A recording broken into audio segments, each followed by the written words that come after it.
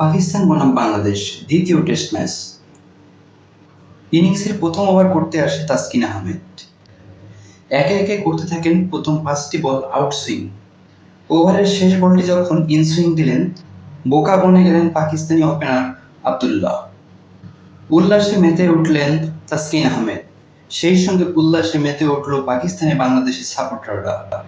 তবে অবাক করার বিষয় হচ্ছে তারা অনবরত স্লোগান দিয়ে যাচ্ছেন, তুমি কে, আমি কে, বাংলাদেশ বাংলাদেশ।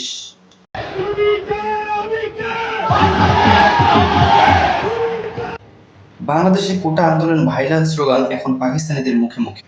বন্ধুরা, পাকিস্তানিদের মুখে এই স্লোগানকে আপনারা কিভাবে মূল্যায়ন করছেন কমেন্টে অবশ্যই জানাবেন।